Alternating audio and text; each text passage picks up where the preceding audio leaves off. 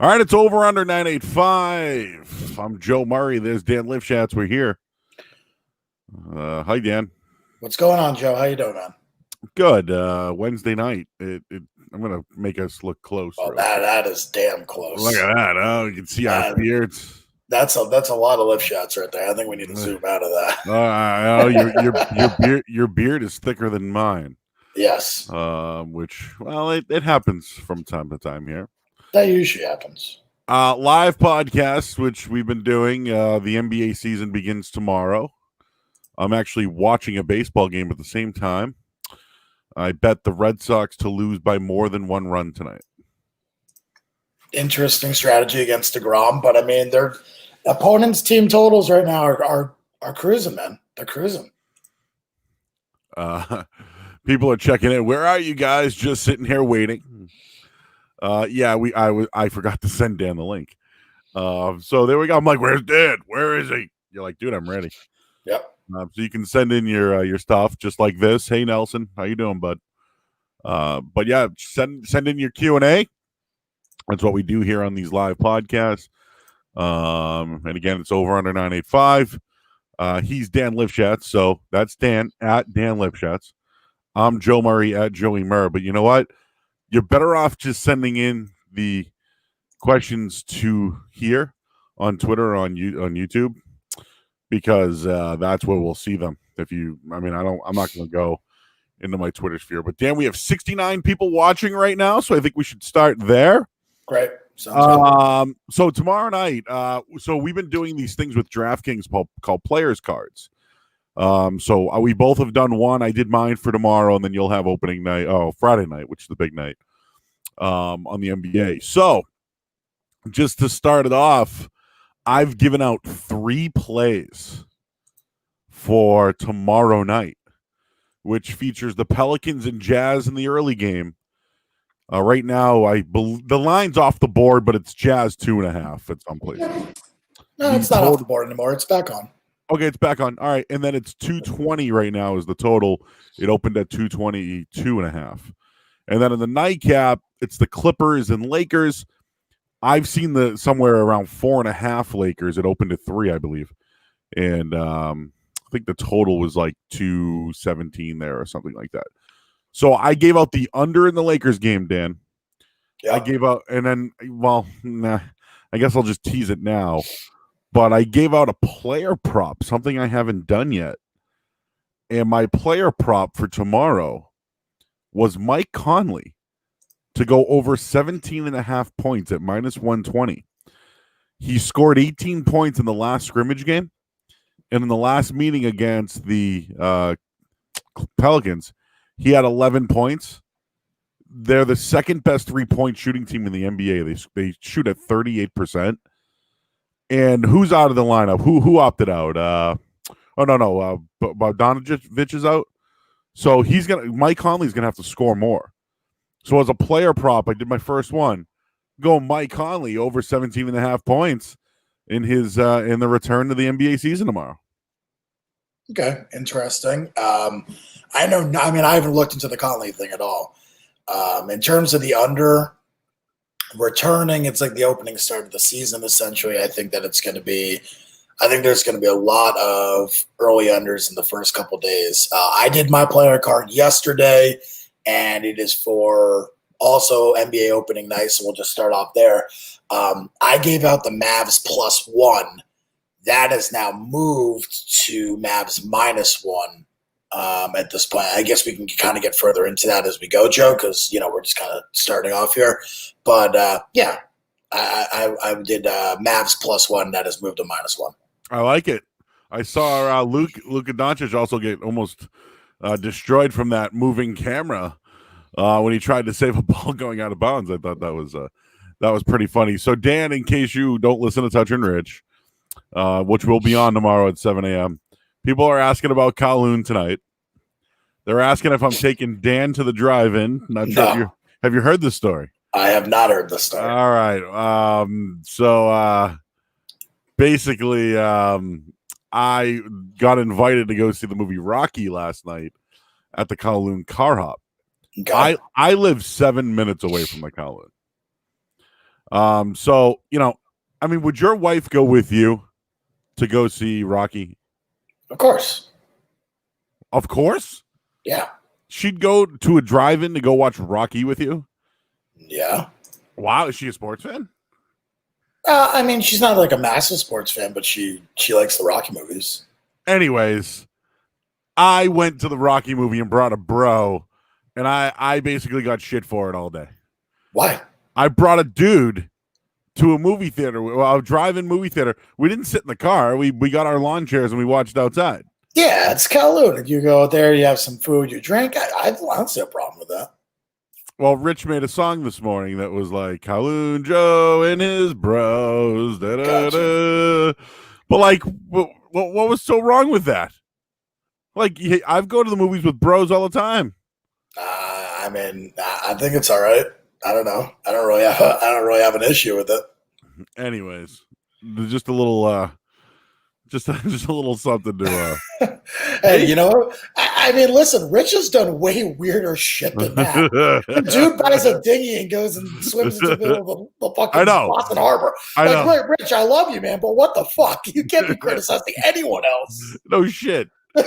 Like, dude, I'm going to a drive-in, drinking Scorpion Bowls and eating Saugus wings, and like, I'm sorry, I brought a dude.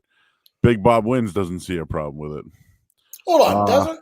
I don't understand that at all. Whatever blows your hair back. Rich goes to the movies by himself. That's all right. I mean, that's not a bad move. I'm okay with movies by yourself too. We'll save that for tomorrow. So somebody's saying that they took Julian's advice. I assume with Julian Edlow. Yeah. They locked in the Celtics +5 in money line a few weeks back. He's starting to regret it. Thoughts?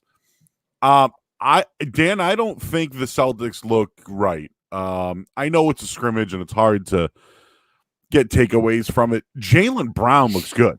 I expect him to show up, play the way he did. Jason Tatum, I still wonder about, but he did play better, and Gordon Hayward's look good. The question is, what type of production are they going to get when Kemba Walker is not on the court? Which I think takes away from Marcus Smart's ability. Marcus Smart coming in, being your backup point guard and being essentially your sixth man off the bench and your best defender means a lot for the Boston Celtics. Now, though, you got to go a little bit deeper into your bench.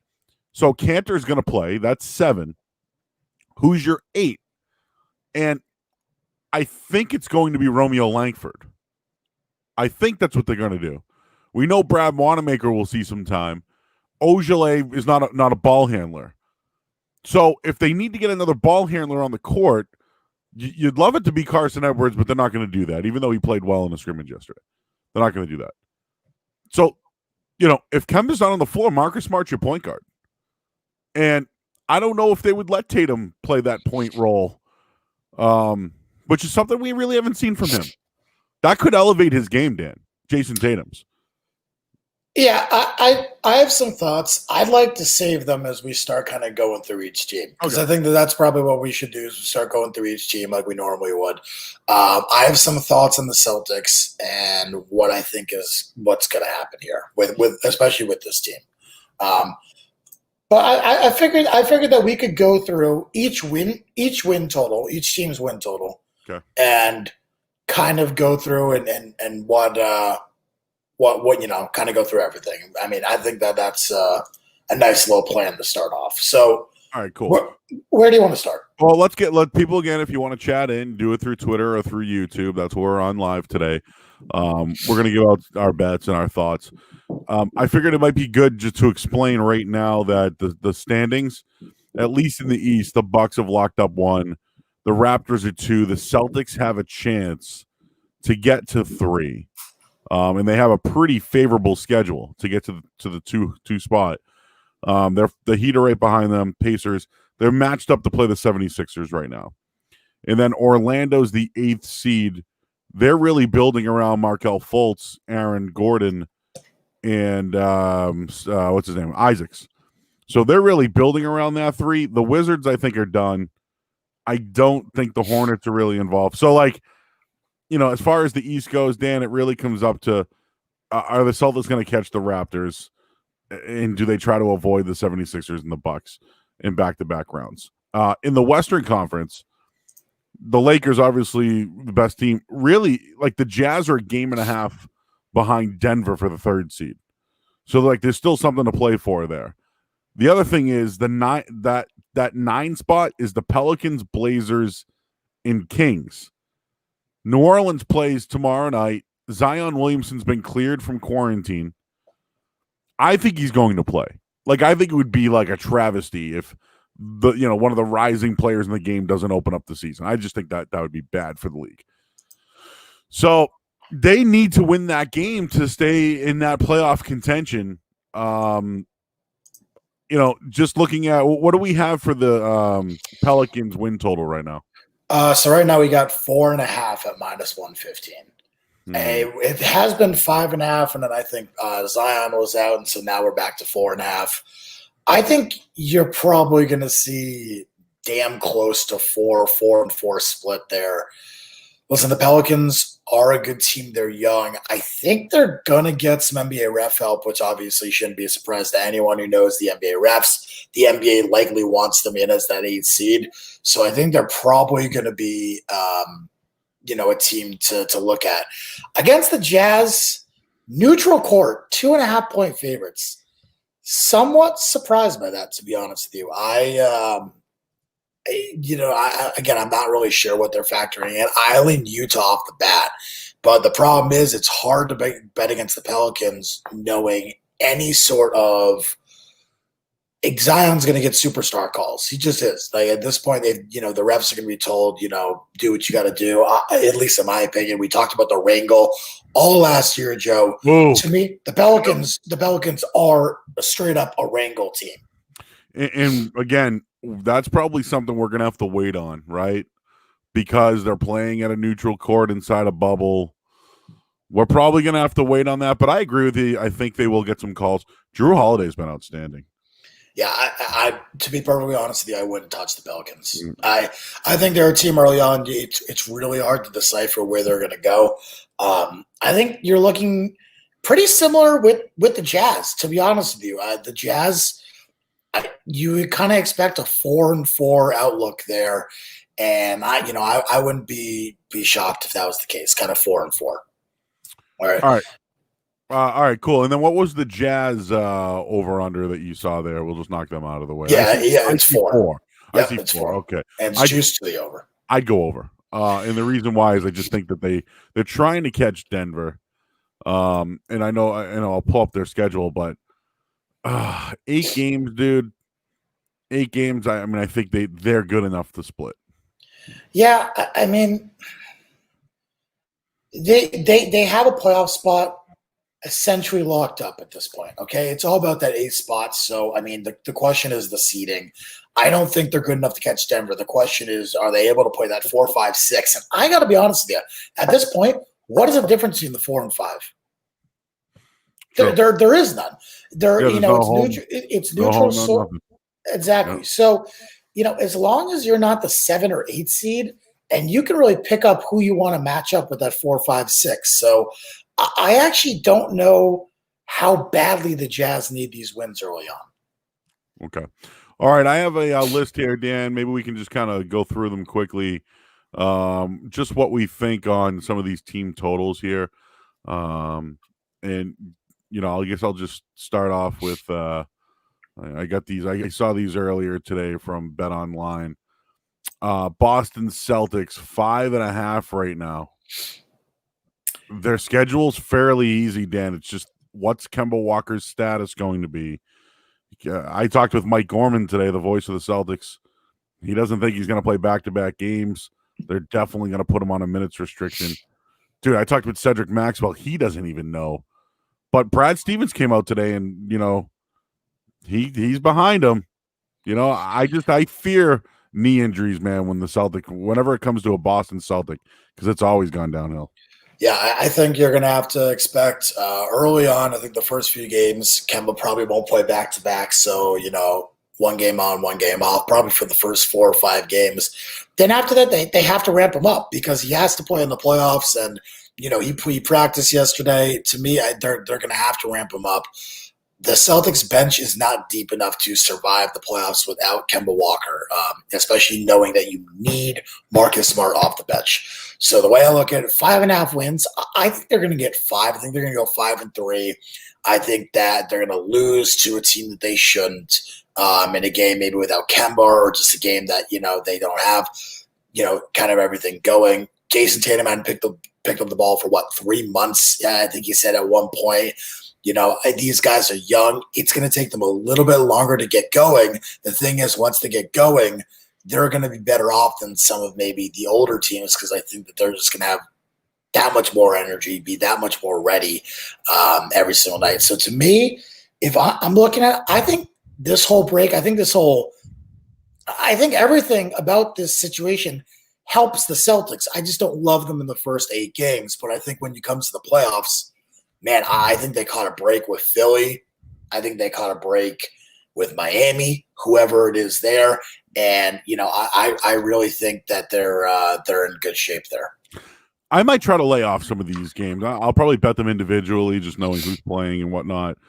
But, if you look at the Celtics right now, they open against the Bucks, then they get a day off. They play the Portland. Then they have a back-to-back against the Heat and the Nets. And then they have a day off. They play the Raptors, Magic, Grizzlies, Wizards. I mean, I'm looking at it there. They should win 1, 2, 3, 4. I mean, they should at least win 4 games. So, can they beat the Heat? Can they beat the Blazers? What's going to happen against the Raptors? So, looking at those games, I'd probably stay away from the 5.5, but they're definitely winnable games. What about Brooklyn at 2.5, dude? I don't even know who's on their team. It's hard to imagine wanting to go over on Brooklyn. I think when they opened, they were at 3.5. Really, you're looking at Jared Allen, who is their big man, and you're looking at Karis LeVert.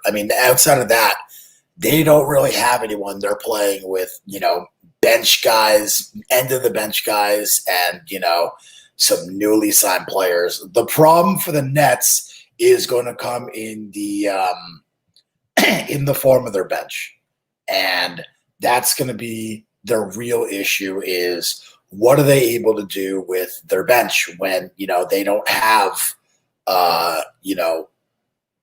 when they can't go 10 guys deep because they're playing scrubs off the street. Yeah. I think when you're taking a look at the Nets, you really need to consider the fact that, listen, they're going to make the playoffs because by default they're so far ahead of Washington, but I think they're almost an auto win. I actually, and how rarely I suggest parlays. If you have a site like 5 Dimes or a local like an Ace or something like that, you can do some open parlays. I would not be against maybe creating an open parlay against the Nets for 2 or 3 games here and there. Well, just hear me out here for a second. Magic's going to be tough. The Orlando's got something to play for. They've been there. I think they're ready to go. The Wizards, again, they should win that game. Celtics will be tough. Bucks, that's back-to-back. Back-to-back nights, dude. Bucks, Celtics for the Nets. Yeah. Whoa. And the Celtics get them off the Bucks. So that will help. The Kings are a good team. They'll score a ton of points. Then they'll land on the Clippers. It's just what type of Clippers team you're going to get. Then they get Orlando again and the Blazers. Remember that late with LA, you might be seeing the Clippers start sitting out guys even 5 games in. I wouldn't be shocked if they're trying to rest a few guys here and there. Yeah. Jake DeGrom is pissing me off right now. Like, dude, wild pitches, man. It's 2-1 Red Sox.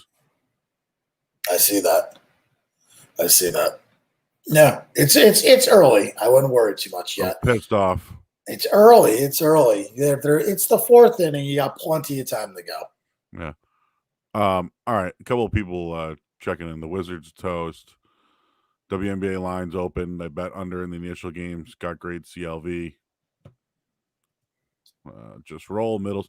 The league is in bed with the Pelicans. Zion. I agree with that. Sorry if you covered this already about Kemba. Yes, I'm the one banging on the Kemba knee injury door. Like, I don't trust anything the Celtics say. I don't think it's as bad as everyone thinks. No, I don't either, but, dude, I don't trust them. Okay, I don't think it's that bad. I think they will be okay. Moving on here, we already mentioned that. So Dallas at 4.5, Dan. You like them opening night. Yes. So PP Dallas money line -1, whatever you want. Let's just do -1. I don't care. Dallas -1, PP -115 or -110. Sorry. And the Rockets played all their guys last night, but Eric Gordon got hurt. Severely hurt. It looks like he's out for 2 weeks, so he's going to miss the first portion of, kind of everything there. That team, if you guys remember, lost 5 of 6 before the end of COVID after they basically traded Clint Capella, changed the entire DNA of their team. Now they'll have some time to get things together, but now they have to regroup again without Eric Gordon.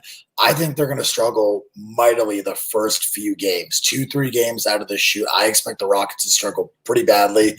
And I think that Dallas is still underrated in NBA circles. So to me, I'm gonna go with Dallas game 1. If they win that game, Dan, they play the Suns and Kings. They could start 3-0, run into the Clippers Bucks, which would be tough. Play a competitive Jazz team, and then somehow they have to beat either Portland or Phoenix to get over that 4.5. So as a win total, I'm going to stay away. I would go over. I would go over 4.5. I think they should go over 4.5. I'm going to stay away. Denver is also 4.5 as well. One thing I just want to throw out about Denver is the Joker, man, got the COVID. I'm just curious how he's going to bounce back, man. He lost a lot of weight. Yeah, I wonder. I worry. I just worry. But they open up against the Heat. That should be a good game, actually. And then it's the Thunder who can score. Spurs, which, dude, I watched them get smoked by the Bucks the other day. The Blazers, I don't think want to be there. The Jazz competitive. Lakers, obviously, they get Lakers, Clippers, Raptors, final 3. Woof. Yeah. Here's the other problem with Denver. They're gonna have to use Bol. Okay, and you know how much I love Bol. I think that Bol is going to be a star in this league one day. The problem is he hasn't played a lot of games with them, and they really have to figure out quickly how they're going to use him and everything. I think the Nuggets should be right around that 4.5. I think there's nothing there in terms of value, but I would be tempted to look at them opening night. Okay, and I'm looking at some of these lines here. Like these are. You mentioned the Rockets. You don't really like. They're at 4.5. Yeah, I'm on the under of the Rockets, but I think that point that this is that's pretty juiced. Pacers. I do like Denver -1.5 against the Heat. By the way, I do think that is. I'm not going to play it. I'm not going to PP it or anything. Excuse me, but I do think that Denver over Miami might be a decent bet. Pacers 3.5. Oladipo playing? Oladipo sounds like he's going to play. However, Sabonis is out, had a serious foot injury. He is done. And, man, in my opinion, so are their hopes for really making a dent in any sort of playoff run without him. Sabonis is, in my opinion, one of the most undervalued players in the NBA just in terms of name value. I think he adds a ton to that team. I would expect Philadelphia, who I believe they open against, with the 5.5. Philly, again, neutral site, so I'm really interested to see what they do opening night. I wouldn't touch that game, but I have an inkling Philly might just ruin them. What do you got for Philly for win totals? Let me see. I have 5. I have 5. Yeah, okay. I think that's a little high. All right, here's the deal. Let me hear me out with Philly for a second. Okay. I think they're going to play Simmons off the ball. I think they're going to use him as a defender on a point guard or the best player, and they're going to play him to not be the ball handler bringing up the court. And I think between him, Embiid, Horford off the bench, they are going to play half court small ball. Oh, sorry, big ball. I think that wins in the playoffs, dude, especially with defense. Yes, it does if you have enough shooting to surround it. You're And not going that's one of his issues. But he hit a 3 the other night. Yeah, listen again. You're not if you're living and dying by the Ben Simmons 3, you're going to lose every fucking game. So I don't suggest that Philadelphia tries to live and die by by Ben Simmons 3. Listen, Simmons is one of the most undervalued, and I know I keep using the undervalued, but he's one of the best defenders in the NBA. He's elite. I'm sorry. He spent the most time guarding our All-Stars this year and first-team NBA players. He was he's a real presence inside. He finally has not had, has some sort of mid-range game a little bit. I don't know if he'll ever be a very good shooter. I'm not expecting him to drain threes and all that stuff. It's Ben Simmons, so we got to relax on that. Do I think that Simmons is going to be good? Yeah, I think so. I think Philadelphia is going to be good as a team. 5 wins. I pegged them at 5. I think 5-3 is probably where they go. They still have. Let's not forget. They were the worst road team in the NBA this year, or one of the worst road teams in the NBA. All right. By the way, Yankees Orioles just went over, so that's good. So, and listen, one of the worst road teams in the NBA, and now they're neutral site. There's definitely a difference for sure, but the difference is what in the NBA 1, 2, 2.5 points, depending on where you play. So, I'm just saying, I think Philly is. I think people need to relax on Philly. A lot of hype with Jason Tatum too. I would agree that those are like the two like big names I hear constantly about. When really, I still think it's about 3 teams that win it all. All right, Clippers. I'm going under 5.5. Here's why. No Lou Williams the first couple of games. Kawhi shot 26% in all his exhibition games. They don't care right now. Obviously, they can flip a switch. I believe that team can flip a switch. I think the 8 games don't matter to them. I'm going under 5.5. Lakers, I don't know. I don't know if I want to go under. I think this means something to them. I think they're there to win it. I think obviously they're the favorites to win it. But as far as the 8 games go, under Clippers, probably staying away from the Lakers.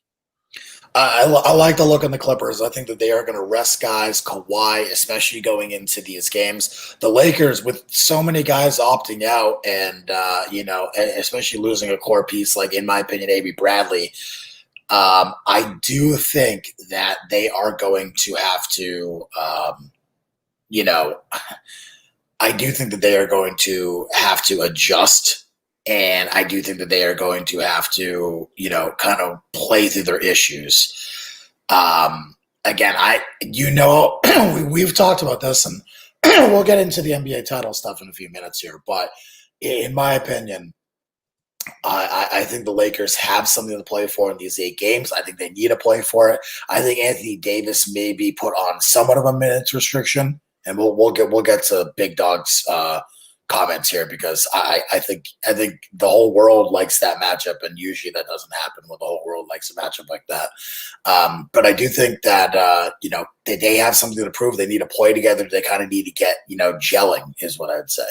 So we'll see what happens with them. But I do like the under 5.5 Clippers look. I actually really, really like that look, Joe.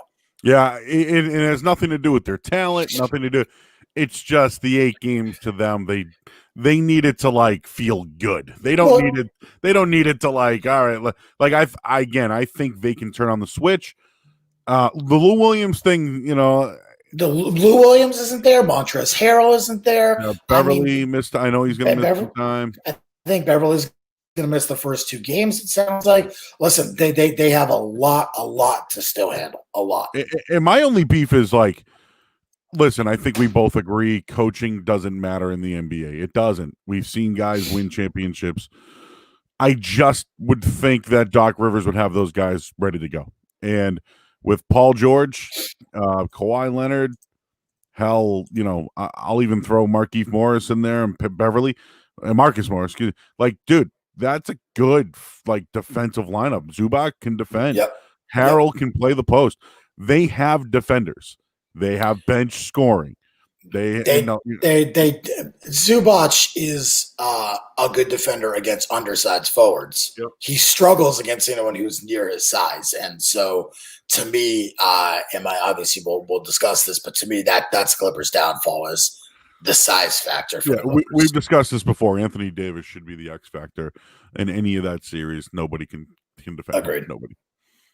Memphis 3.5. Yep. Oh, I'm torn on that one because there's a lot of pressure with them in the 8 spot, you know.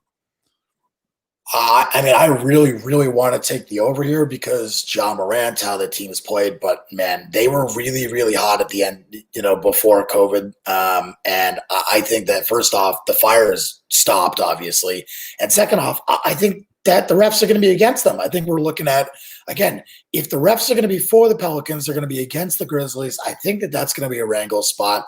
I'm staying away from the 3.5, but I would lean under just because of the wrangle. All right, a little tie ball. Oh, I thought that was a tie ball game. Never mind. Fucking pick off.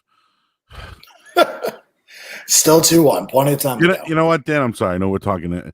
I have to lay off the Red Sox. I don't know why you keep betting their games. Bet the opponent team total over and retire. Well, I've done that. But I've also done other stuff that doesn't work. I thought the Red Sox would have a chance versus a guy making his major league debut yesterday. That didn't work out. Today, I went with DeGrom because I just thought that Eovaldi would falter. But I didn't know that DeGrom would throw 2 wild pitches. And then a guy would just get picked off while they have a nice little thing going there. Anyways, basketball. Yeah, so let's continue. So one team that we haven't talked about that I do think that obviously we need to get to, the Milwaukee Bucks. They're at 5.5. The win totals is there as well. But dude, they don't need the wins, So to me, I think that this is going to be a tune-up game, and I think they're going to start rotating in. You're going to see Giannis play 10, 20 minutes a game, and they're going to start rotating in other guys. I really think that teams are going to be super, super careful during these 8 games. And we heard players talk about it that, they were concerned that there was going to be such a long layoff and then come back and play. I really think that these guys are going to be super, super conservative with their superstars like Giannis when it's not a playoff format. To me, Milwaukee is another one of those teams. And initially, their win total opened at 6.5, and it was bet down like that, like super quick. I look at that and say, I feel the same about 5.5. I don't love it, but if you're asking me where am I going in terms of over under, I'm looking under. I'm looking under for Milwaukee. Listen to this schedule for Milwaukee. Open up against the Celtics, play the Rockets, Nets, Heat, Mavs, Raptors, Wizards, Grizz. Okay, Wizards done. So they have 2 easy wins versus the Wizards and the Nets. They have probably a third win in the Grizzlies. They probably beat the Celtics. I think they beat the Celtics, and I think they beat the Rockets. That's 5. So it probably lands right on it. 5 or 6, yeah. Yeah, probably. And if they don't play Giannis in one of those games, if they don't play him against the Rockets or someone of that ilk, you could be easily looking at 4 or 5 wins. I think. Again, I'm going to be safe and say under here just because I know that these teams are going to be safer with the superstars than what we've been led to believe. Okay. Only other team, 2 other teams I have real interest in. The Heat at 4 and then Toronto 4.5. The Heat are a good team, man. They're well coached. They're like a thorn in the side, They're like a Jimmy Butler can still be that guy. I like what they've done. I actually really like the Heat team. I think they're a pain in the ass, but they're not playing in Miami, and that's a thing that I'm curious about them. But it's Orlando, which isn't too far away. But anyways, I'm curious about them. Like, are they coming to play in the playoffs? We know Spoelstra can coach. I know it was LeBron and all those guys those years, but he can coach. That's totally true. But the Magic are healthy now. They're getting back. I mean, they have, I think, a full lineup. Isaac's going to be back. They're going to be playing, in my opinion, for the first time in a long time, a full team of healthy players, if I remember correctly. That's huge for them. I think that they're still a really good young team and can turn it on at times. I think Orlando has something to play for, and I think that obviously they don't want that 8 seed. That's huge for them. You don't want to go in there and you don't want to play Milwaukee. You'd much rather play Toronto. Much rather. So especially after last year. So you really, really want to be that 7 seed and not that 8 seed. So to me, early on, Orlando's absolutely gonna have something to play for. Orlando over 3.5 wins is very enticing to me. Very. All right, and then just kind of going through the rest of them there. Oklahoma City 4. They look good when I watched them play. Phoenix 2.5. They did not look good. Yeah, but what is Phoenix's schedule? Because I feel like the Suns have an easy schedule. I know that they open versus, I believe, what is it, the Wizards? I think they're 7-point faves in that one. Well, we'll get to the games. I think Phoenix is also being a little undervalued here, in my opinion. I mean, let's see. Their schedule is Wizards off the bat, Mavericks, Mavs, Clips. Oh, it's a brutal schedule. Wizards, Mavs, Clippers, Pacers, Heat, Thunder, Sixers, Mavericks. 2.5. I don't Never know. mind. Never mind. Nope, never mind. Yeah, you can't touch that. And while I agree with Tom over here that Mikal Bridges is playing out of his mind, has really developed in the past couple months. That is a brutal schedule. You have one win there. So well, and that's the only thing. Like, will the Mavericks play Doncic? They have 2 games against them. The Pacers, I think, will win. Heat need it. 76ers. 2.5 is not a bad number to play for an over. Not me. No, I don't think that's a good number. I'm so out on the Spurs, but I feel like they have to win more than 2.5 games. You would think that they lost to the Nets the other night. They are not a good team. Open versus the Kings, then the Grizz, Sixers, Nuggets, Jazz, Pelicans, Rockets, Jazz. So if any of these teams, Pelicans are obviously going to be trying. They might get you a break later on. Their easiest games against the Grizzlies. To me, they're in trouble. I'm going to feel pretty good about that under, Joe. I feel pretty strongly about under 2.5. All right, let's knock these out, and then we'll get to the games. Okay. Eastern Conference odds. The Bucks are basically 48% of the handle to win the Eastern Conference. I feel good about it. It's funny, though. The Celtics second, 76ers third, then the Raptors. I didn't realize Philadelphia would be third in that case. They're tied with Toronto to win. I know it's Bucks or nothing, but I just thought it was interesting the 76ers come in behind after the Celtics, not Toronto. Yeah, to me at this point, I think that I think the neutral court stuff helps Milwaukee maybe more than anyone else in the entire NBA. Outside of, you could all make an argument for the Clippers, although I disagree with the argument, but I think you could make an argument for them. But Milwaukee, to me, is given the biggest advantage outside of maybe the refs and Zion and whatever. The neutral court stuff is going to be amazing for them, because on a neutral court, no advantages, putting up your best team versus the best team. Milwaukee is always the best team in the East, in my opinion. I think the Milwaukee runs away with the Eastern Conference. I think the Celtics, if they can get by the first round, if the Celtics get the 2 seed or even the 4 seed or whatever, or whatever, the 3 seed, I mean, and they don't have to play Milwaukee until the conference finals, I think they could give Milwaukee a series. I think they're most equipped to stop Giannis in terms of just beating him up, having multiple scorers. You could put a guy like Marcus Smart on Giannis, for Christ's sakes. I think that they are very well equipped, at them in Philly. I just don't think anyone's good enough in Philly. Moving from home to a neutral court, they're out. They're done. Yeah, they're just not a good, not a great home team, not a good road team. They're the best home team in the NBA and a horrendous road team. Mm-hmm. Western Conference, to me, it's Lakers Clippers. Toss up. We've talked about it, man. Who's got the better bench? Better. I think better coaching is Doc, but doesn't matter. Who's better? Is it Kawhi or is it LeBron? That and who's got a better supporting cast? Is it just Anthony Davis as a big, or is it a multitude of, the Beverleys, Lou Williams, those type of guys? Paul George is a good player, but I like the Clippers, dude. I like the Clippers. I just don't like the way they've handled entering the bubble. The Lou Williams thing, the Beverly Harrell. Like there's things with them that's bothered me. Where LeBron, he's got his little suite going on. They get J.R. Smith in, they're poised. This is a LeBron or nothing to me. Like this should be one where LeBron wins this championship this year.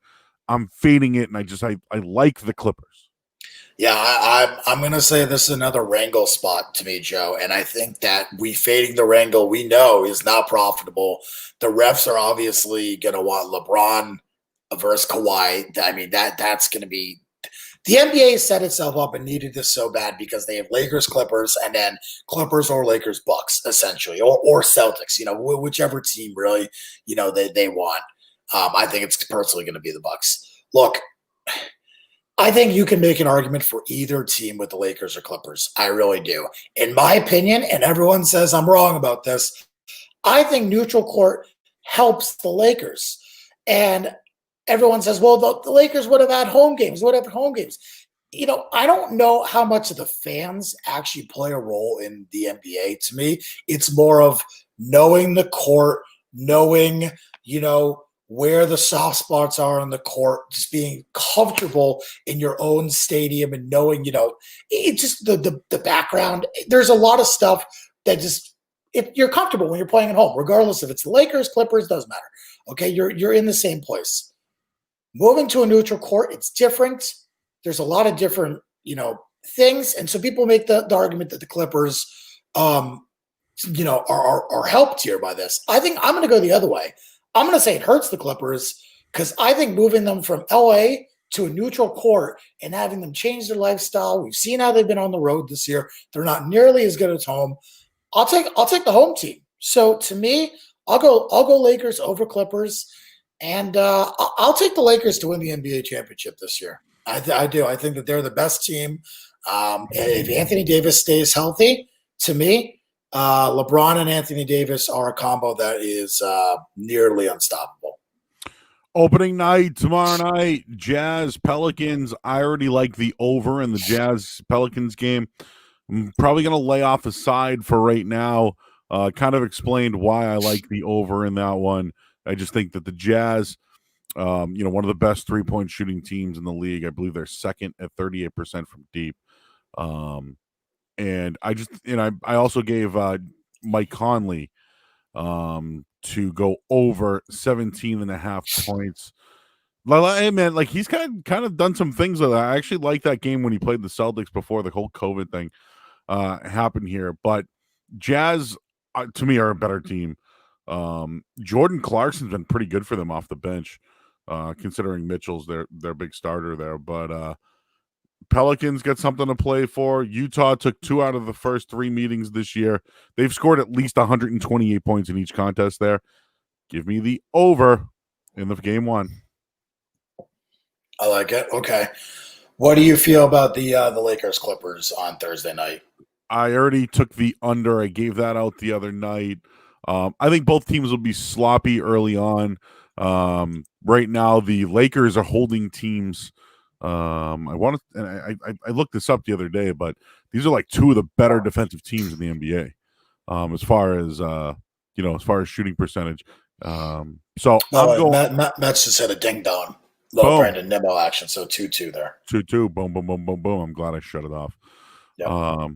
Clippers are 2-1 this year versus the Lakers. Both they've played 4 times. They played the last 4 times they played. Dan, the Clippers won the first 2 meetings. Lakers won the second one.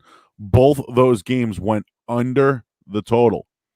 So I'm going under, and I have it at what was it? 225? What was it? 217? 215. Yep. So I have under 215, Dan. I think things could be sloppy, but at the same time, that could lead towards an over. These teams play good defense. I'm going to go under. Over first game, under second game. Yeah, so let's just talk about the line movement here. Jazz Pelicans, this was when Zion Williamson was originally scheduled to play, not when he was not. When he was originally scheduled to play, the line opened at 218.5. It is now 224. So the line movement definitely agrees with you on that one, Joe. In the Clippers-Lakers game, initially I leaned over. I kind of figured, well, there's no Avery Bradley, no Patrick Beverly, no Montrezl Harrell. And so defensively, you struggle. But I do think that Harrell is a big part of what they do. The Lakers are going to have to adjust to what they need to do. You still have a lot of good defensive players. I lean under in that opening game. I also lean the Clippers, plus 4.5. I think they're deep enough to cover a 4.5 point spread. But the Sharps have made it known that they like the Lakers. Who's their scorer off the bench without Lou Williams? It's probably Landry Shamet. Okay, yeah. All right, yeah. Yeah, and so, I do think that, the Clippers are going to struggle scoring. I do like that under 215.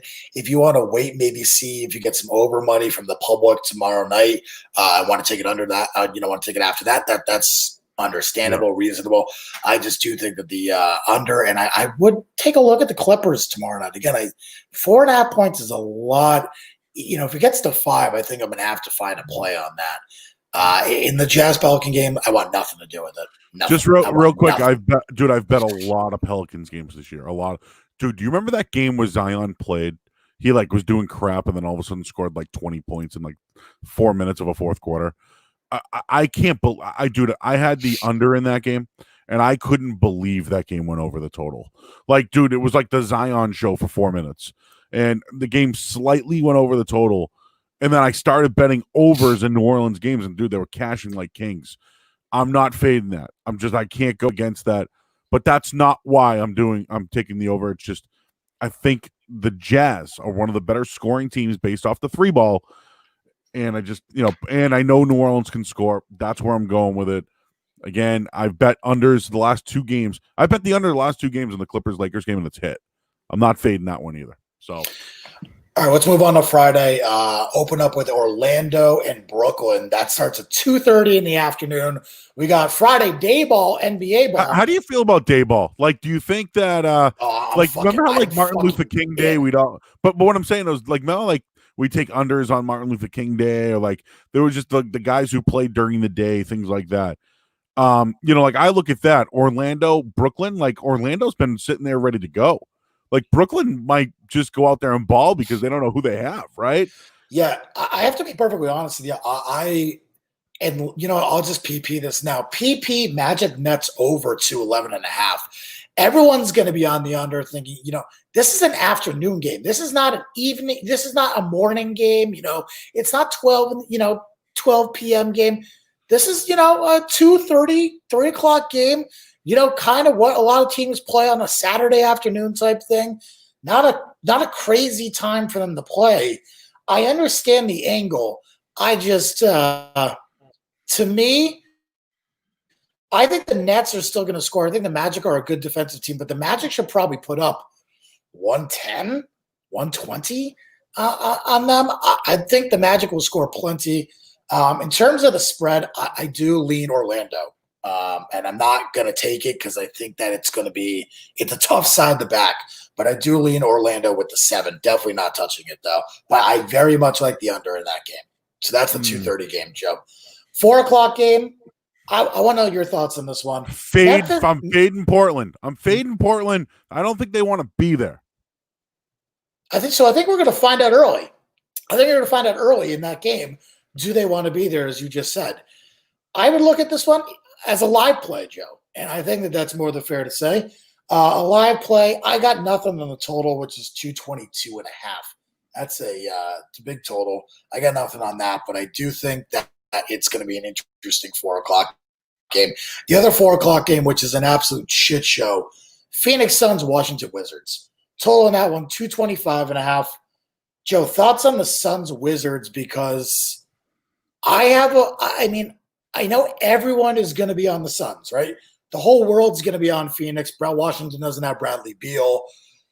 I still, for some reason, feel like despite the fact that Phoenix is a good team, 7 is a lot of points against the Wizards on a neutral site.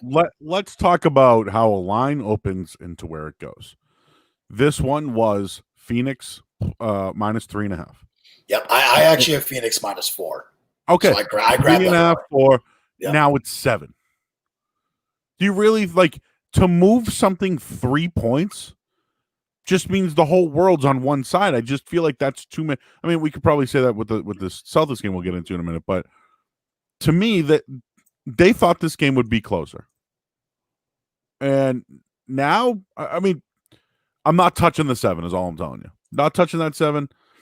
Ooh, that total ugly game. Ugly game, Dan. No doubt. Here's the thing about the line did move when Bradley Beal and all those guys started to opt out. So it wasn't initially that. I think once Beal opted out, it got to 6, and then obviously public perception moved it to 7. So not crazy. All right, let's talk about what everyone wants to talk about. Celtics Bucks 4.5. Joe, obviously we talked about this. It opened at 7. You and me were on the show, and we said, holy shit, it opened at 7. It's going to come down. Obviously, now it's down to 4.5. Over, under total right now, 418. So what is your feeling on that? I'm taking the Bucks minus 4.5. I already locked that in. As far as a total goes, I'm going to lean over. It's just hard for me to go under in a Milwaukee game. Based off what I saw in the last Celtics game too, I know it wasn't their starters, so I'll be fair about that.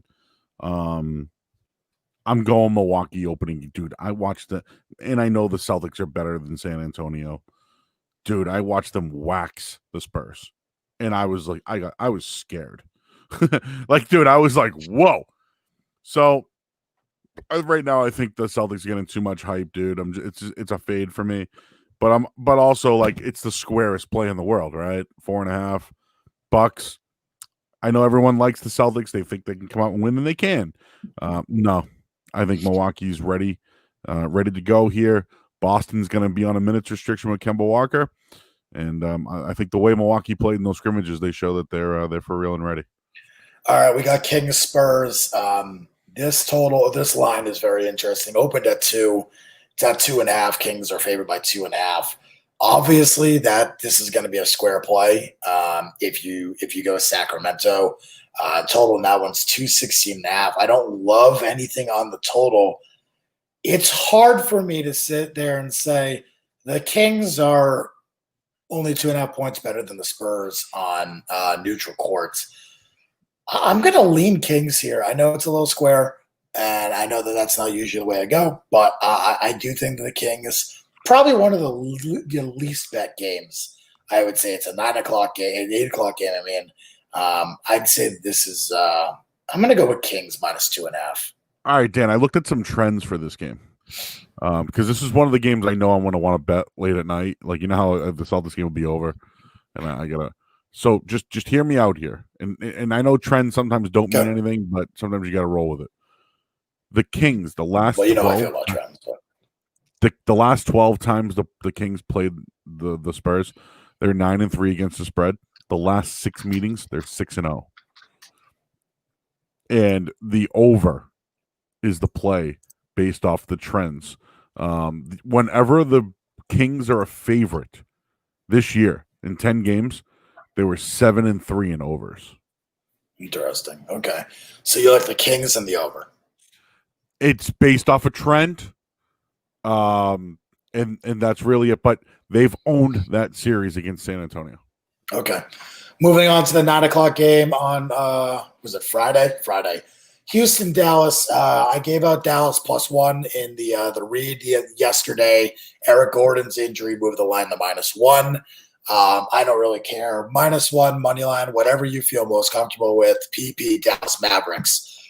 To me, this is a massive mismatch, okay?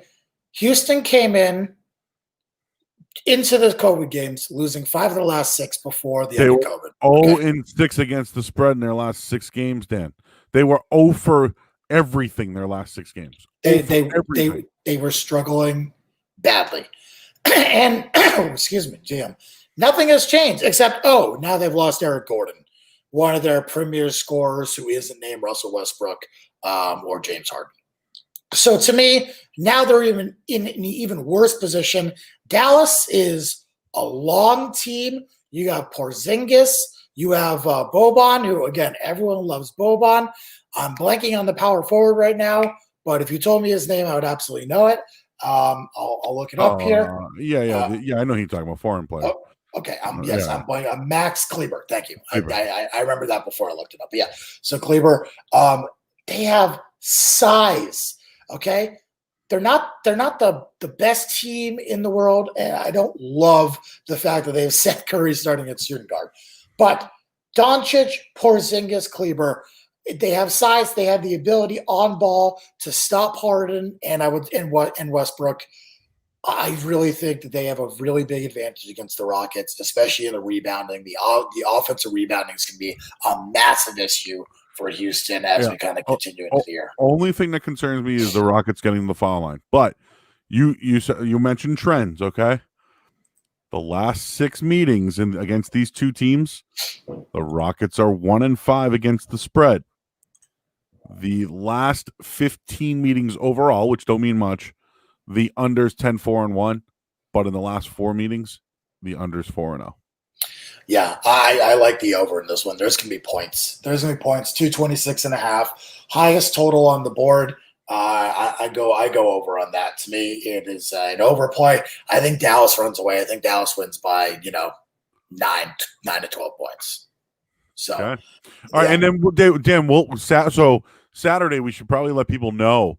Yep. We have a 2-hour show on Saturday. Normally, we pick topics, we give our bet, and we're in and out. It's fast, but I think we'll be able to go over the whole NBA card. We are that Saturday, and then we can do WNBA. There might be UFC that night, and then we can probably go over the baseball. Some of our baseball picks that day, and the NHL opens up on Sunday. So in a way, it's kind of like we have 2 hours to just like dig in. We don't have to be quick, but we wanted to do an NBA preview because, listen, let's face it, the NBA is one of the best sports to bet on. And we didn't get college basketball this year. So the 8 games, my only suggestion is just be careful when it comes to some of the season totals because in the end, they're not going to mean much. But on a daily basis, there's value in every single game, man. I was actually glad to go over this first, Thursday and Friday night here because I like the way that looks. I think people are going to be betting their asses off this week. Any other things that you wanted to get into? We did the odds. We went over the win totals, and we kind of and then the NBA title odds again. Lakers, Clippers, Bucks, and Celtics again. They're tied with the Rockets. And again, I like the Clippers. You like the Lakers. I think either or you can win money this year. What were some of these other props here? Will the NBA finish the season with a declared winner? I'd say yes, right? Yes. I think the bubble is working very well. Just like the NHL bubble, I think that they will be fun. That's really it, man. Unless you want to hit on anything else. What else you got in mind here, Dan? Well, I mean, I think that we can discuss, I think if we want to, we can discuss, some NHL. We don't have to get super deep into it, but I think that would be good. And I want to talk about Massachusetts, an update to Massachusetts gambling. Yeah. Kind of what happened the past few days, and a little bit on the WNBA. If you want to spend a little bit more time with the folks here, so I just kind of wanted to touch on the NHL because I believe the season series start Saturday. I believe it's August 1st, Saturday. So, we haven't really done a ton on the NHL yet, right? We haven't really kind of dove into all that. And what do we have? Canadians, Penguins? Is that what it is? And then so we got Canadians, Penguins, Rangers, Hurricanes, Panthers, Islanders, Blackhawks, Oilers, and Jets, Flames. Those start Saturday. Sunday starts Columbus, Toronto, Arizona, Nashville, and Minnesota, Vancouver. Wow. So we have obviously the expanded playoffs. There's going to be extra games because the teams that haven't played yet are going to play warm-up games essentially versus other teams. So for seeding and shit. So, in my opinion, I don't know if you want to kind of get deep into this tonight. I know that you might not be, might not be prepared, but I do kind of want to touch on the fact that. Well, what I like just quickly. So, just what I see here is Canadians Penguins. I think the Penguins win that series. Right now, it's minus 240. Do I want to put the 240 up to win 100? Probably not. But how about the exact series outcomes? I think Pittsburgh wins that series 3-1 in 4. Right? I mean, do you think Montreal has a shot here plus 200? I do think that Montreal has a shot. Again, it's all going to, because there's no home ice now. Okay, everything is completely neutral with the exception of, I guess, Edmonton and Toronto where they're playing. Outside of that, it's completely neutral, and even them, they're not allowed to leave. So I think that you really have to go through the teams and kind of do everything. I'll tell you, I just kind of started my NHL work today on this stuff. The only thing I really like so far is I like the Islanders over the Panthers. Man, the Panthers look bad. They got demolished today. But the Islanders, remember the way they started and the way they finished, man. I know, but again, when you have a nice break, you kind of get to relax a little bit. Man, I do not like the Islanders. I do not like the Panthers. I think the Islanders could be a team to look at, but we'll give out some. I'll give out some serious picks in the NHL on Saturday. We'll kind of get into those game lines as well. Joe, WNBA. Okay, so I've started off the season, I think 2-2. It's going a little slow right now. Overs are the thing. Overs are the hot trend right now. Everyone thought we would start slow in the WNBA. We're going way over in all these games now. The New York Liberty look like the worst team you've ever seen, by the way, I believe. Oh, nope, sorry, there's a replay. The New York Liberty look like the worst team you've ever seen.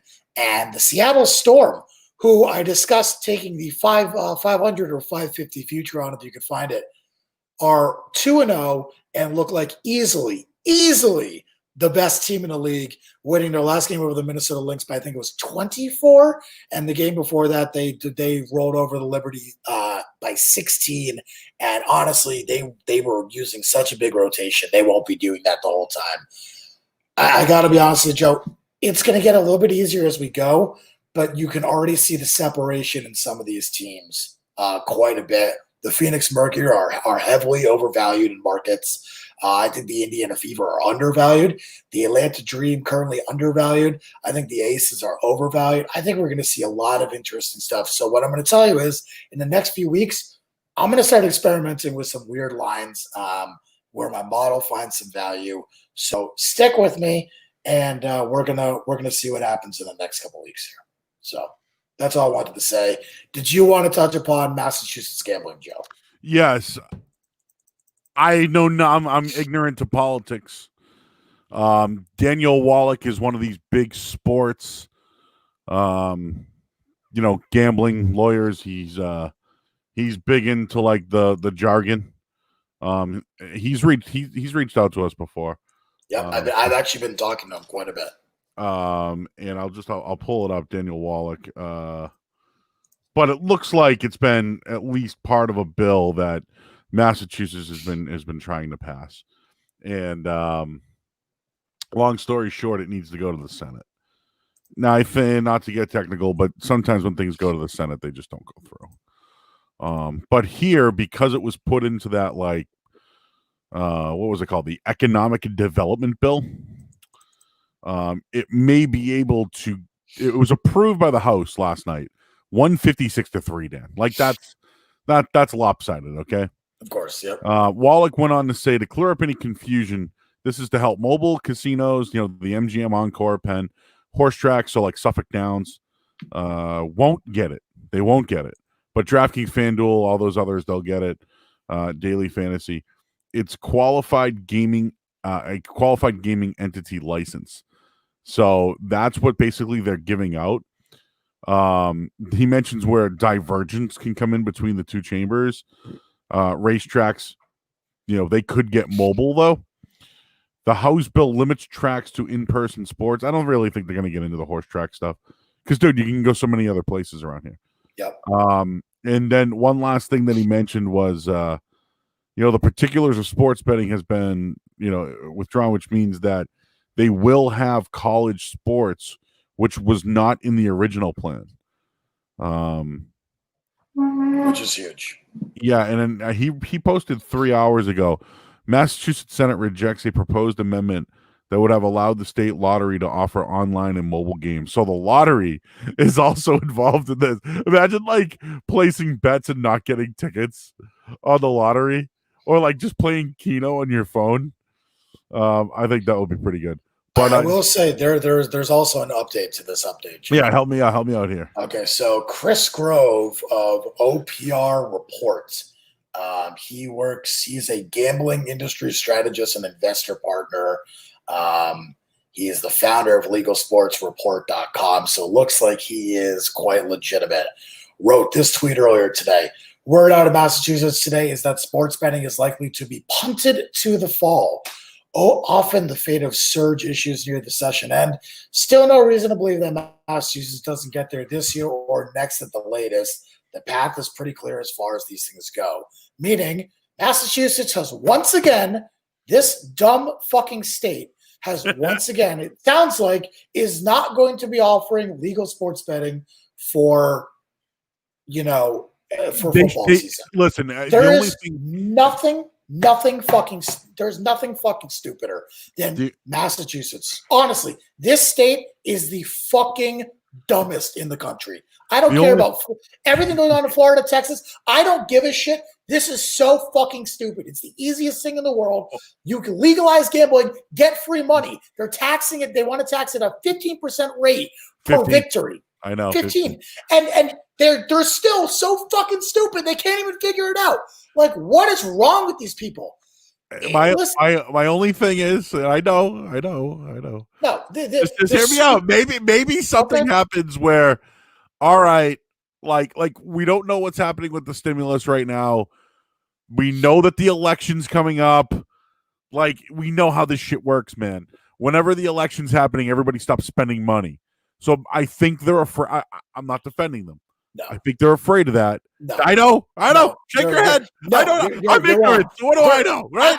Absolutely. They're the largest handle ever on a baseball game for almost every single site was a few days ago. The Yankees Nationals game was the largest handle ever bet on baseball ever in the history of almost any online site ever.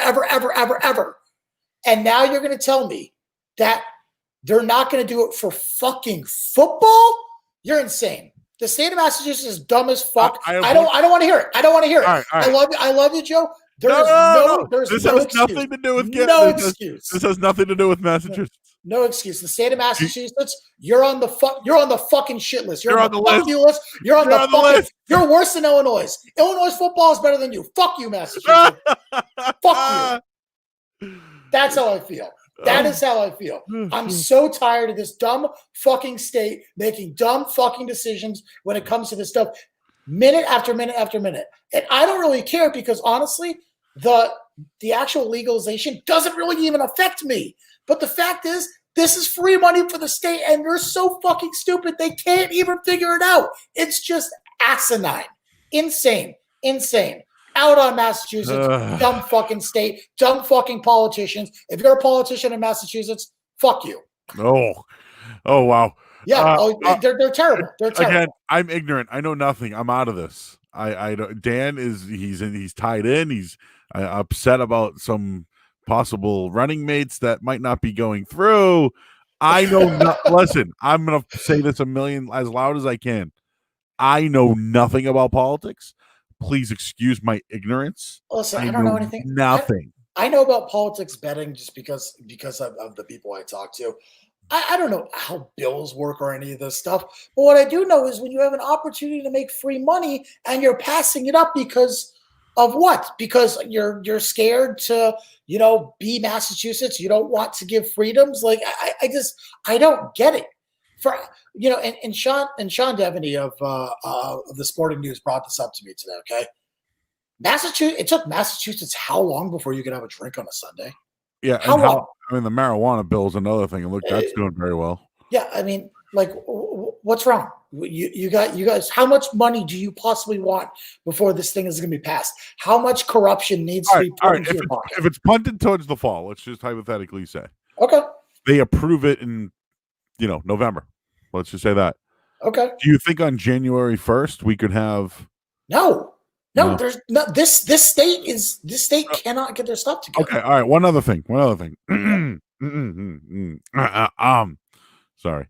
Illinois will legalize sports gambling before Massachusetts. Somebody just wrote.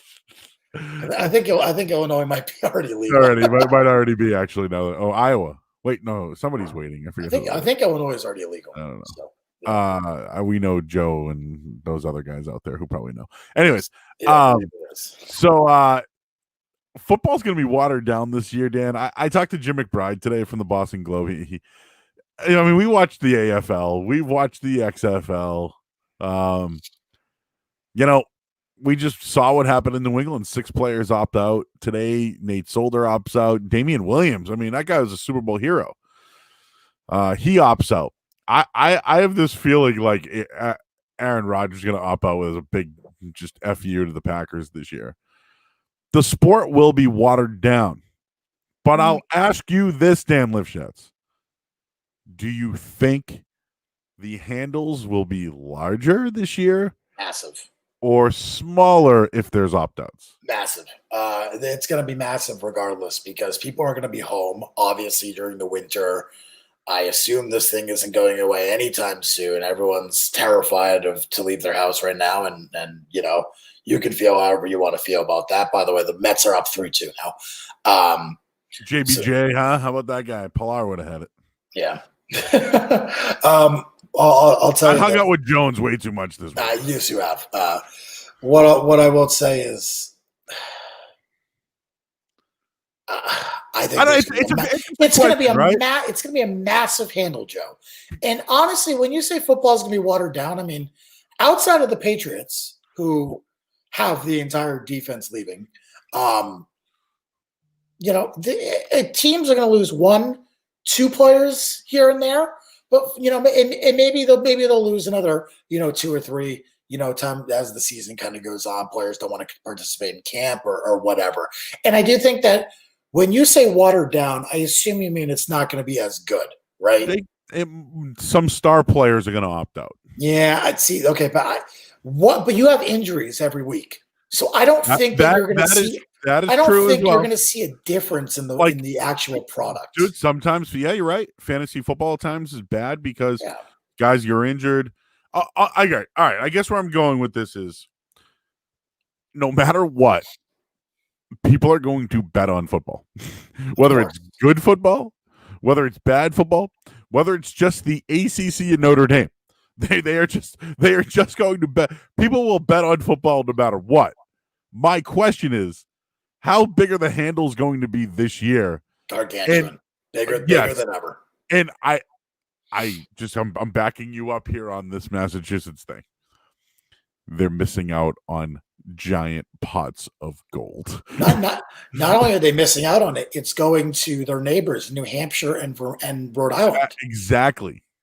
Like the stupidity level is off the charts. Like, dude, we could probably get to New Jersey in under 5 hours because of the no New York traffic and the bridges. You know what I'm saying? Like they'll let us back in finally too. We can't go to Maine though, but we can go to New Jersey and back. We can go to New Hampshire and back. But I can drive half an hour up to New Hampshire, make a bet, come back down. You know what I mean? And instead, Massachusetts could be saving me money by not making me go gas, letting me gamble, me paying the tax dollars. I mean, it's just the stupidity of the state is, to me, it's out of this world. It's silliness. If you have it in there and you're going to pass it, So now you're going to pass it and you're just going to sit on it for months. I mean, what are we doing here? What are we doing? And we should probably bring this up tomorrow on Touch and Rich because I do think that the sport will be watered down at some point. And you're right that it has been in the past with injuries. So maybe I'm over exaggerating it a little bit. I think you are. I think when you say watered down, I think you. What I think the NFL is going to be is a lesser product. The football is going to be worse. It's not going to look the same. It's not. Yeah. Crowd noise, everything. It's not. It's definitely not going to look the same. Well, yeah. I mean, the crowd noise is what. But dude, people got stimulus money this year. People are out of work. People held their bankrolls. People want to make extra money. They're going to make stupid decisions. Like, people bet on the XFL until it got shut down, right? I just think this year might be the biggest handles we see ever, easily. And again, another thing that Massachusetts is missing out on. I don't get it. I don't get it. I don't understand what they're doing. If they're going to pass it, why are you going to punt on it? You know what I mean? Like what are you doing? If you're going to pass it, why are you punting on it? Put it in motion. Do it. Put it right away. Like let's put it in motion. Any other songs about motion out there, people? It is just the motion. Second that emotion. Okay, well, if you pass that gambling bill, gonna get lots of money. By the way, Jones tweeted exactly what you said, Pilar. Pilar, I told you. I've been around that kid way too much. It was me and him yesterday. Yes, dude, I got to tell this story. So we were doing an interview with Will Brinson, and Jones is trying to get a question in. You know how it is trying to get questions in on that show. Anyways, so it's like at the end, it's like, hey, Jones, do you have a question? And we're up against it. And Jones is like, I'm going to save it today. First time ever, that guy couldn't speak his mind. Like the first time he was a loss for words ever on that show. But I'm sure he's watching tonight and having a field day. So that's it, Dan. We got a ton of stuff to talk about tomorrow. Check us out 7 a.m. We're on with Rich Wallach. I'll be there. Dan will be there. Yep, I'll be there. And then we have opening NBA tomorrow night. We've given picks out. I think we have. We didn't PP, but like we gave our thoughts. Well, I think you have a PP tomorrow. Don't you? I have 3 for tomorrow. Okay. Yes, you have 3 for tomorrow. And I did a player prop, which I never do. There you go. And I have 2 for Saturday. And on Saturday we have 2 hours. 2-hour show. Yep. We're going to go over the whole NBA card, the whole Major League Baseball card. We'll open up the WNBA card. Hockey.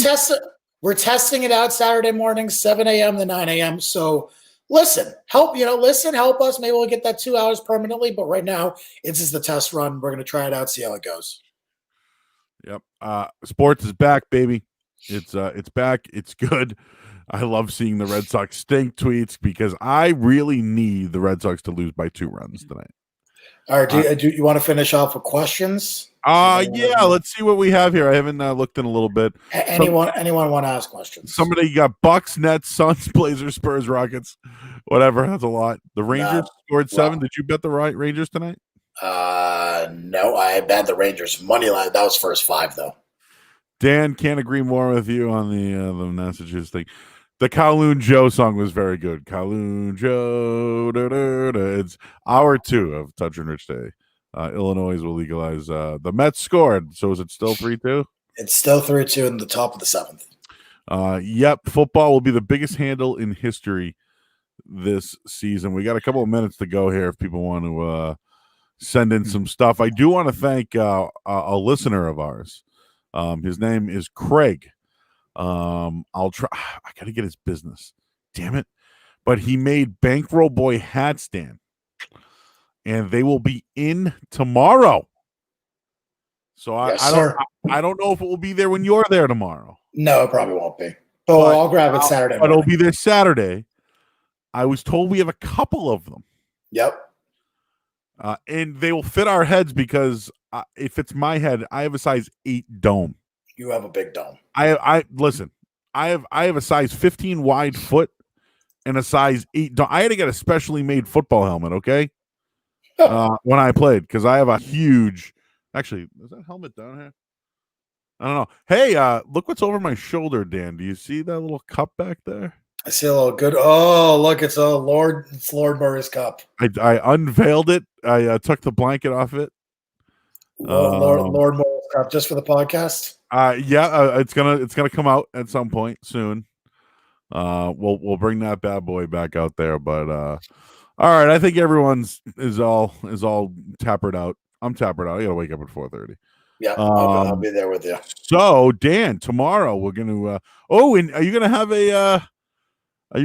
a degenerate play of the day for tomorrow or the weekend? I have already looked and I have not found anything I love, but I will try and find something. If not, maybe we'll go to a WNBA play tomorrow. And quickly before we go, the biggest bet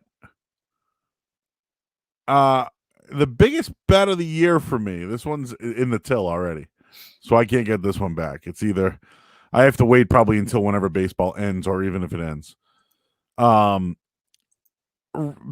statistics in baseball right now. Who is the leader in home runs at the moment? Is it Nelson Cruz? I have no idea. Because I need someone to hit 20 dongs. I need 20 dongs. Red Sox. Well, speaking of dongs, Christian Vasquez just had a dong. It's 3-3.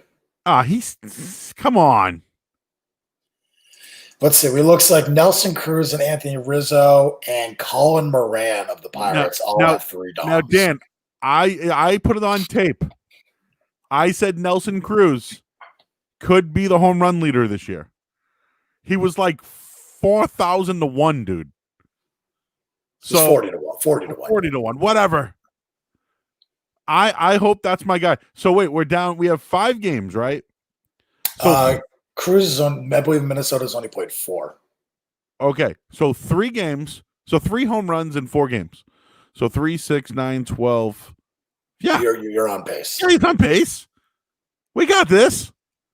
I need that one to hit.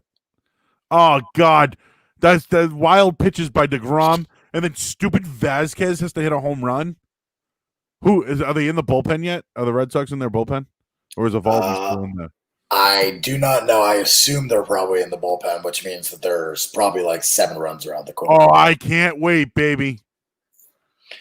Let's see. Let me take a look. Seth Lugo was the one who gave up the dong to. So DeGrom's out. DeGrom's out. DeGrom is out. And is Evaldi still in? Marcus Wallen is the one who came in for the Red Sox. He'll out a run in this first inning. Okay, good. He's going to give up more runs. Bringing that guy Bryce, he really sucks. That guy, he blows. The Red Sox team totals, the opponent team totals against the Red Sox are just flat out money. I know this one's only 3 right now.